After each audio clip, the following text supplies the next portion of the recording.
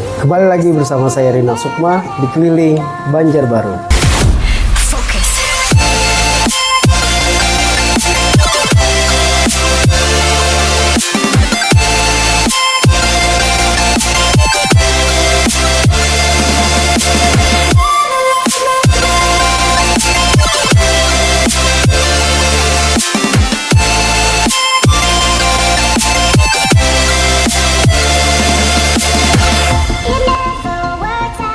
Seperti video saya sebelumnya, saya akan menghadirkan orang-orang inspiratif yang tentu saja akan memotivasi kita, khususnya dalam dunia usaha. Dan sudah hadir di samping kanan saya, owner dari Proya Group, Mas Yanwar Didik. Assalamualaikum. Waalaikumsalam warahmatullahi. Jadi enaknya dipanggil siapa nih Mas? Mas Yanwar, Mas Didik, atau panggil sayang? Panggil Mas saja. Panggil Mas saja. Mas Didik ya. Apa kabarnya nih Mas Didik? Alhamdulillah sehat. Sehat, keluarga sehat. Keluarga sehat semua, luar biasa semua. Alhamdulillah. Mas, istri masih yang kemarin? Istri masih yang kemarin. Oh, iya. Kali ganti. Mas Udang sehat juga? Alhamdulillah. Sehat. Gini Mas, boleh diceritakan nggak Proya Group itu bergerak di bidang apa saja dan produknya apa saja Mas? Oh gitu. Oke, pertama kalau kita bicara Proya ya sebenarnya Proya ini kita mulai 2013 Mas. 2013 itu kita dirikan. Memang Proya ini kita buat mulai awal adalah memfasilitasi semua calon-calon pengantin. Calon pengantin, termasuk saya tuh. Orang yang berbahagia kita berbahagiaan lagi gitu kan.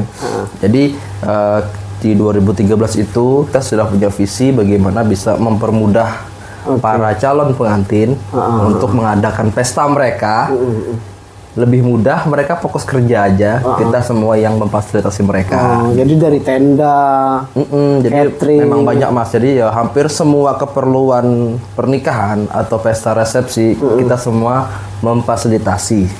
Jadi semuanya ya, pokoknya yang berhubungan dengan pernikahan. Nah, jadi gini, anggap aja gini. Nanti Mas Rindang ketika mau acara, terima duduk manis. Manis. Jadi kita yang akan mencoba merancangkan nih nanti untuk pesta Mas Rindang nih perlunya apa aja nih. Sampai ke venue kita bantu pesankan. Dekorasi, make up baju. Di gedungnya misalnya perlu tenda kita catering, musik, foto, MC. Wow, semuanya ya. Mau acara adat sampai janur di depan. Tapi calonnya bisa. Calonnya ya itu. Itu cerita Anda ya, hari sendiri itu.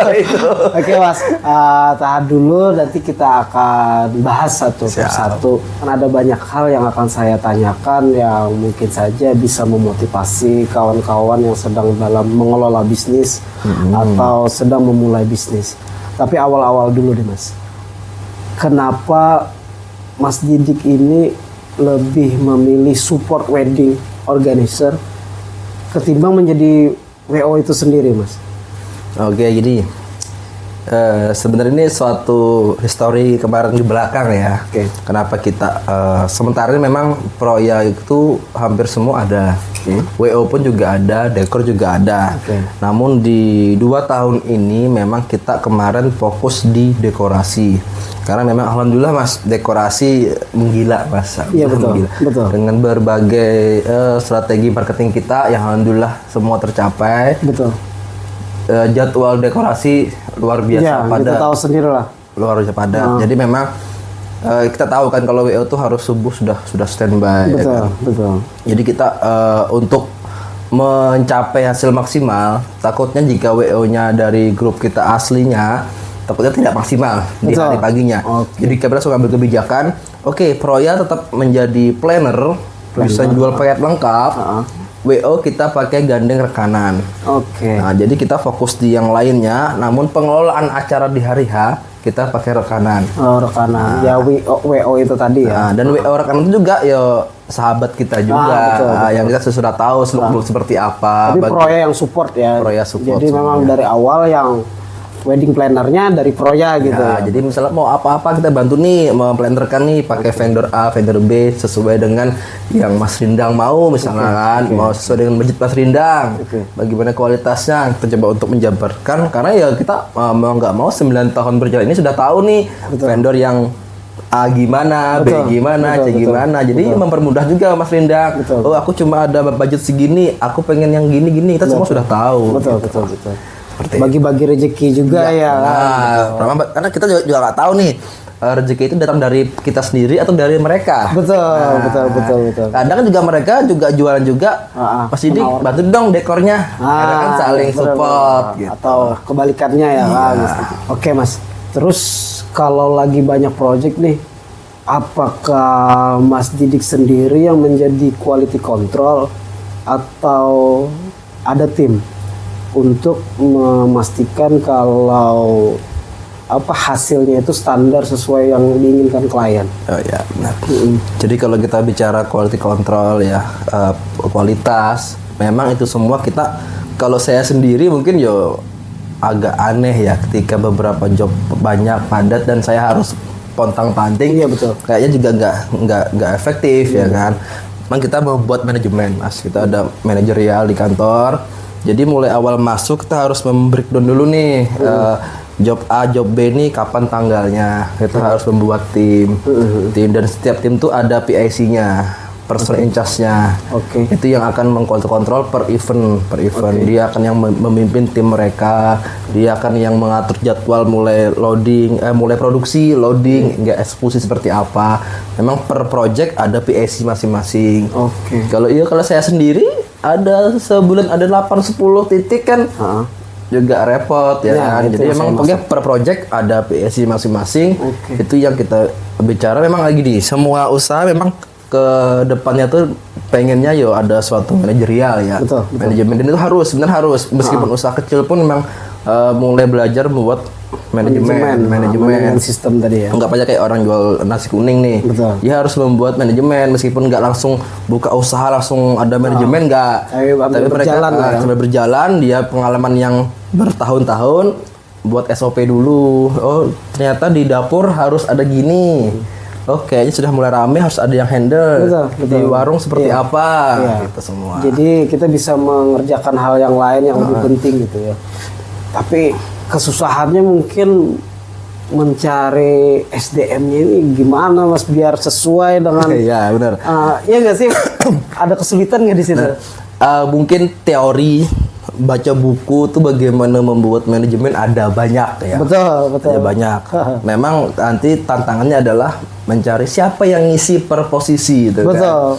Kalau saya bilang itu adalah seni dari berbisnis itu sendiri.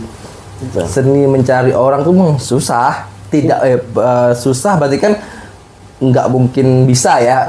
Nggak mungkin nggak mungkin susah bukan berarti nggak mungkin. Ya benar. Jadi itu bisa tinggal kita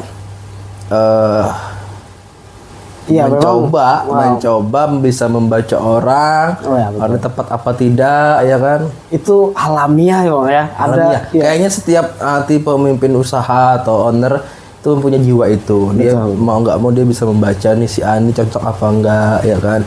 Nanti perlahan juga misalnya ada pegawai yang ini, dia mulai naik jabatan, dia sanggup. Kita juga ada beberapa tahun ini kita pakai tes psikotes. Pakai psikotes. Jadi tahu nih si Ani jujur, rajin gitu-gitu ya. Dia cocoknya ini mimpin apa enggak? Atau ini ada enggak? Nanti ada gitu beberapa. Itu di online banyak, silahkan cari aja di online bagaimana mentes pegawai psikotes. Jadi nggak perlu yang ahli yang orang psikolog. Gitu. Jadi memang kalau secara teori di buku-buku memang banyak, tapi kembali lagi pengalaman nih Bang ya. Jadi sekarang total karyawan pronya ada berapa ini? Kalau di jasa kita sebenarnya cuma ada 8 Mas. 8 di gudang, di kantor 2. Itu yang kita beri per bulan. Yang lengkap lah. 8 lumayan ya. Standarnya usaha perusahaan ya kan 8. Namun yang freelance banyak banget freelance-nya ya kan. Banyak banget ya. Kita bantu masang tenda, tuh yang mereka dapat payment bayaran per project. Betul. Project selesai dapat bayaran. Itu banyak masih sekitar 25-an yang kita. Itu juga sudah alhamdulillah kan bisa menjembatani rezeki orang lain. Karena emang salah satu tujuan kita membuka usaha emang itu ya kan. Kita bisa berbagi, bisa mengurangi tingkat pengangguran ya kan. Walaupun per minggu ya kan, tapi tetap ada kita panggil selama dia baik, rajin, Ya, jujur ya kan pasti akan kita pandu. Karena memang di Proya salah satu syarat utama adalah dia itu nggak lelet. Nggak yang lelet ya, harus lincah ya. Lincah, rajin. Itu. Kalau lelet ya mungkin nggak lama nggak kita panggil lagi gitu Betul, kan. betul. Apa jadi orang Banjar itu tangkap lapas. Nah, bisa iya. pegawai tangkap lapas. Jadi apa ya, kita kan namanya pesta pernikahan ya kan. Hari Minggu acara misalnya. Hari Jumat Sabtu badai gimana pun taunya pengantin Minggu jadi gitu. Pokoknya harus jadi, nggak mungkin kita tunda-tunda karena keleletan kita ya. Kalau lelet apa-apa kan akhirnya semua tim terganggu. Memang itu harus kita sebagai owner juga harus berani mengkat orang yang seperti itu. Betul. Itu menjadi virus di tim. Betul. Kita harus bisa berani ngambil resiko. Oh, si A ini kalau dipertahankan bahaya nih, bisa Akan menyebar kemana-mana, menghambat roda perputaran. Jadi kita mau nggak mau kita harus mengkat satu. Ya, meskipun itu andalan kita, Ya, betul. ketika dia membuat masalah apa kita harus berani. Betul. Karena kalau kita masih mempercayakan kepada dia dengan orang yang sudah seperti itu tadi, dengan attitude yang kurang baik dan lelet tadi, mungkin akan pengaruh ke perusahaan kita sendiri Iya, juga ya. pengaruh ke tim. Akhirnya tim yang lain, oh kayak gitu aja nggak apa-apa. Iya, Gitu nggak apa-apa. Akhirnya kan yo semua tim itu akhirnya pengaruh gitu kan. Oke Mas, luar biasa tadi ya. Terus mungkin apa yang mendasari Mas Didik untuk selalu memberikan yang terbaik kepada klien? Oh iya. Kita usaha jasa Mas. Usaha jasa, kita pelayanan. Jadi mau nggak mau kita harus memberi yang terbaik. Karena usaha jasa itu adalah usaha kepercayaan. Kepercayaan. Jadi kita barang itu bahkan belum ada. Kita jual Jasa. jual impian sebenarnya, Iya, jual betul. impian. Jadi impian nggak jauh dari yang namanya kepercayaan, ya Betul. kan. Beberapa puluh juta, ratus juta yang kita Iya, orang mempercayakan bantu pada kelolaan kita harus buat mereka percaya itu. Jadi kan di jasa itu sebenarnya Mas, kita harus jual kepercayaan, Satu, kenyamanan, benar. kenyamanan. Orang nggak akan bisa percaya kalau nggak nyaman gitu Ya, kan. itu kan. Jadi kepercayaan, dia nyaman, dia percaya, ya kan. Nah, untuk mencapai itu semua memang kita banyak cara. Enggak yang instan langsung, oh Proya langsung dipercaya. Iya, enggak, itu kan. Banyaklah kalau teman mau belajar, banyak belajar, banyak baca buku. Sekarang mungkin lebih mudah ya, YouTube banyak banget ya kan. Iya, betul. Itu banyak banget. Jadi memang kita bicara brand itu penting banget. Brand semakin tinggi, semakin besar, tingkat kepercayaan orang semakin besar. Kita bahkan di Maret full, awal Maret full.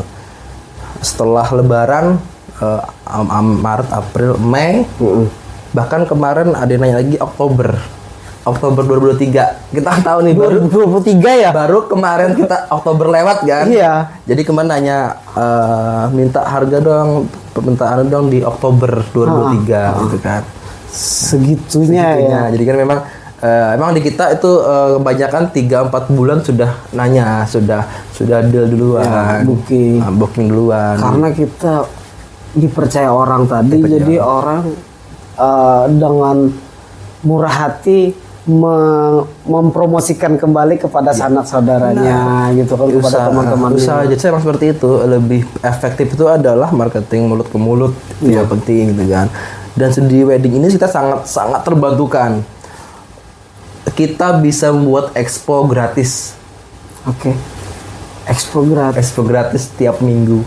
Oke. Ribuan orang datang. Oke. Yang membayarin orang. Betul. Yang membayarin orang. Paroya Group gitu ya. Paham nggak ya? Oh, paham. Setiap wedding kan yang datang ribuan nih. Betul. Seperti expo. Iya betul. Jadi Pameran ya kan. Pameran kan. Ini loh para saya. Kita pakai modal nggak? Enggak. Orang yang bayar. Enak apa enak? Enak dong. Enak dong. Jadi Luar biasa. itu jadi momen kita marketing yang sangat efektif. Jadi ketika tiap event kita kadang gini. Kadang kita memberiin fasilitas anggap 8 ya kan. Kita bisa beri 9, Oke. 10. Karena apa? Itu momen yang Momen expo yang tepat gratis untuk berpromosi juga. Expo gratis ya kan. Gratis kan. Jadi nggak apa-apa lah ya, paling hitung-hitungan. Ya, anggap itu biaya promosi lah, Iya, biaya marketing lah ya kan. Gitu. Terus juga klien juga merasa senang, mereka wah ditambah-tambahin nih ya kan. Itu juga strategi kita juga bagaimana klien itu bisa sukarela beri ngomong ke keluarganya banyak ketika kita beri surprise. Yang abang nggak ada jadi ada gitu kan.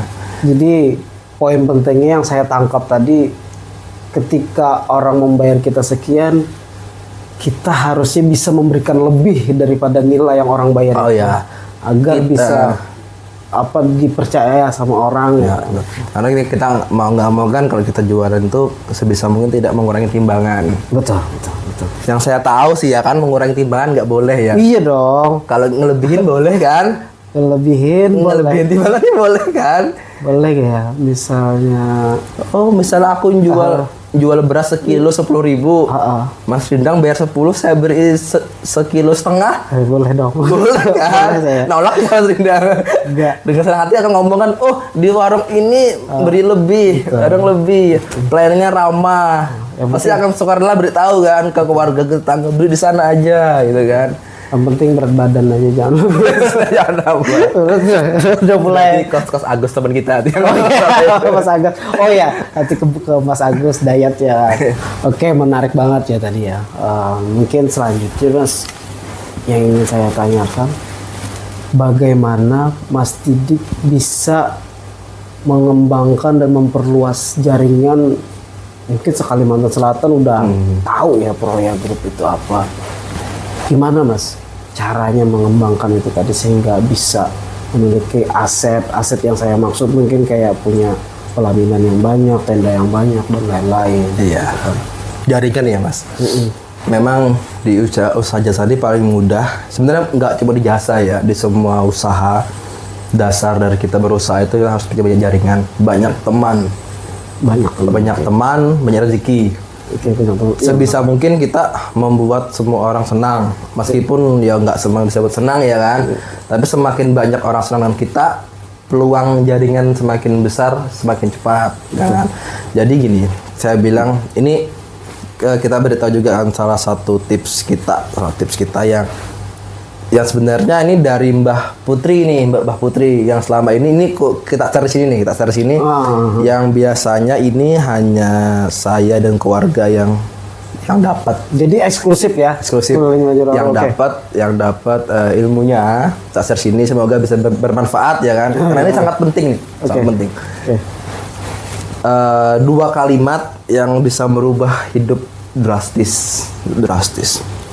Yang pertama, orang baik ketemu orang baik. Orang jahat ketemu orang jahat. Dua kalimat ini kalau nanti kita jabarkan, hampir semua yang tadi bicara dengan jaringan, networking, persahabatan, pertemanan sangat membantu. Jadi gini, waktu itu sekitar 8 tahun lalu ketika kita awal buka usaha, Mbah Putri saya beritahu gitu. Kamu di orang baik pasti akan ketemu orang baik terus. Itu pasti. Orang jahat ketemunya orang jahat. Sederhana ya, tapi maknanya luar biasa. Jadi saat itu ya kita kan namanya dulu masih lulus kuliah kan, lulus kuliah 2-3 tahun ya, masih umur 23-an lah kan. 23-an itu agak sedikit menyangkal nih. Mbah Putri, saya merasa baik nih, orang baik nih. Kok kemarin ketemu orang jahat? Rumusnya nggak dapat, nggak masuk kan? Nggak masuk. Karena aku ditipu ini uang joinan dipakai. Berarti kan padahal saya udah baik gitu kan. Aku merasa baik. Apakah aku jahat? Ketemu orang jahat. Kita merasa baik nih. Apa aku jahat juga ya itu kan? Ternyata jawabannya semakin membuat tercengang. Jadi gini, kamu mau jadi orang baik apa orang jahat? Kalau kamu mau jadi orang jahat, balaslah mereka dengan frontal. Rumusan ketemu jahat, kita jahat. Kalau kamu mau jadi orang baik, tidak usah dibalas. Nanti yang balas pasti ada. Kalau memang itu berhubungan dengan uang, suatu saat kalau emang rezeki pasti balik. Kamu jadi orang baik, dia jahat. Tuhan akan menggeser mereka, nggak ketemu kamu lagi secara perlahan, dan akan menarik orang-orang baik ketemu kamu. Karena saat itu kamu sedang diuji, benar baik apa tidak? Saya Benar percaya baik itu. apa tidak? Benar. Benar baik apa tidak? Ketika kamu membalas jahat ketemu jahat, rumusnya dapat. Betul. Saat kamu tidak membalas, kamu sedang diuji, orang jahat akan pergi perlahan dan Tuhan akan menarik orang baik banyak banget ke kita. Betul. Betul. Tuh.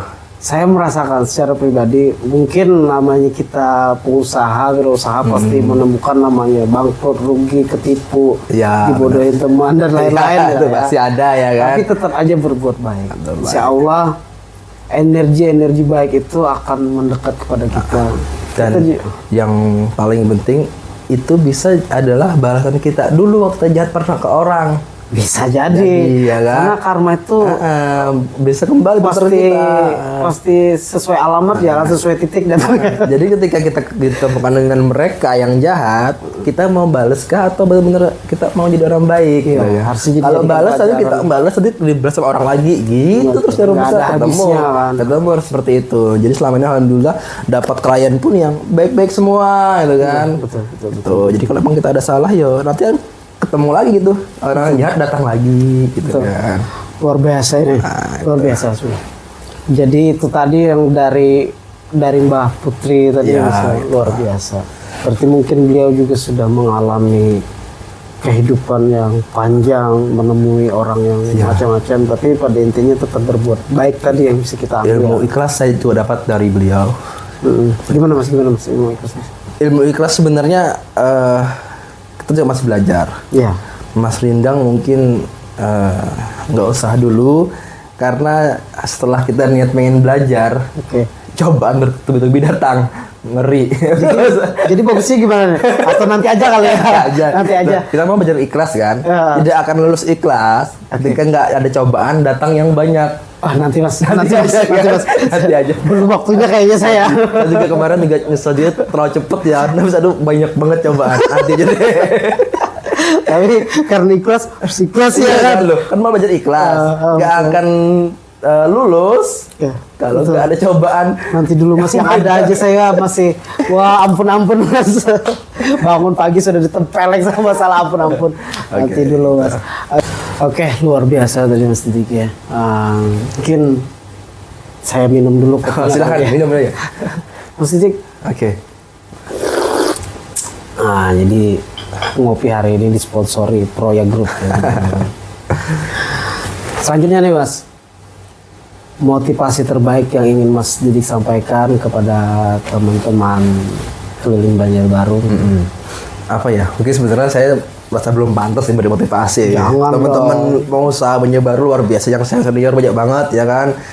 Kalau bicara motivasi apa ya? Mungkin teman-teman OKM yang sedang berjuang, teman pemuda, mahasiswa yang sedang berjuang untuk membuka usaha, saya pastikan Anda sudah di jalur yang sangat tepat. Karena kita tahu pesan Rasulullah kalau Muslim, rezeki itu sangat besar dapat dari berwirausaha, berdagang ya kan. Itu niat pertama dulu, niatkan karena itu, karena sunnah Nabi, jadi setiap waktu pahala pasti dapat. Jadi ubah dulu niat pertama pengen kaya, pengen apa tuh nomor sekian. Yang pertama adalah sunnah Rasul. Betul. Jadi setiap kita berwirausaha setiap hari pahala selalu ngalir. Betul. Itu yang pertama. Yang kedua berwirausaha ini adalah bidang penghasil bidang mata pencarian yang sangat asik, sangat multi manfaat. Betul. Karena yang pertama bisa diwariskan. Iya betul. Bisa diwariskan ya kan. Jadi kita buka usaha nanti juga untuk anak kita bisa diwariskan. Yang kedua nanti berwirausaha ini yang pastinya memiliki banyak benefit karena pintu rezekinya nggak cuma satu, nggak cuma dari bos kalian, tapi dari berbagai sumber. Semakin banyak relasi, jaringan, semakin banyak mata pencaharian rezeki yang datang, ya kan.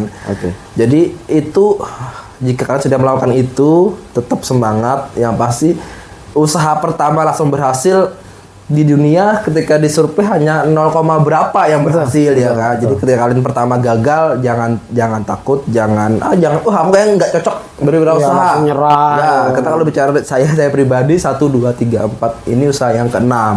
Usaha yang ke-6. Usaha yang ke-6. Jadi cuma 0, berapa persen nih orang yang buka usaha pertama langsung jadi gitu. Iya benar. Kalaupun langsung jalan kayaknya belum sah gitu ya, belum afdol kayaknya. Belum merasakan ya, belum merasakan pahit jadi tipu teman. Karena semakin kita di bawah itu sebenarnya kita mengasah kita. Betul. Mengasah kita bagaimana saat sedang drop. Karena cuma dua yang susah berwirausasaha ini. Yang pertama adalah buka usaha yang susah itu. Jadi kalau sudah buka, perjuangkan. Yang kedua saat usaha drop. Cuma dua itu maksudnya itu. Drop ini bicara tadi mental, ya kan. Intuisi kita, pola pikir kita itu akan terasa bagaimana saat drop ini kita harus evaluasi nih apakah keuangannya. Karena ada manajemen keuangan, manajemen SDM, produksi, marketing ya kan. Nah, itu yang harus kita evaluasi. Kita kurangnya apa sih saat gagal itu? Betul. Jadi saat gagal kita harus benar evaluasi. Kurangnya apa, perbaiki, belajar lagi. Kurangnya apa, perbaikin, belajar lagi. Gitu terus sampai dapat formula yang sukses. Ya, setidaknya kan kita sudah memperjelas langkah kita kemana. Kalau kita mulai dan kita nggak akan menyerah gitu. Coba aja terus, nggak ada yang rugi dengan kalaupun kita bangkrut dan usahanya tutup, nggak ada kata rugi. Kita akan selalu dapat pengalaman yang seharusnya bisa memperbaiki langkah kita ke depannya. Pengalaman mahal. Betul. Pengalaman mahal banget. Mungkin itu saja. Terima kasih sudah mau berbagi. Terima kasih juga kopinya. Saya berharap dan saya doakan semoga Proya Group semakin besar, semakin banyak mencetak leadership. Amin. Dan para usaha-usaha yang bisa bermitra dengan Proya Group. Amin. Dan semakin berkah usaha. Sama juga Mas Rindang doa yang sama. Teman-teman kalau yang di Kimohol, kalau ada lihat es krim dibakar-bakar, digoreng-goreng, punya beliau. Mampirin enak itu. Nah itu tadi sharing-sharing saya bersama Mas Didik Proya. Semoga bermanfaat dan buat teman-teman yang ingin mengadakan pernikahan bisa langsung kontak Proya Group. Kantornya yang beralamat di Jalan Haji Idap. Tepatnya di seberang Pasar Banjarbaru. Oke Mas Didik, terima kasih. Terima kasih. Assalamualaikum warahmatullahi wabarakatuh.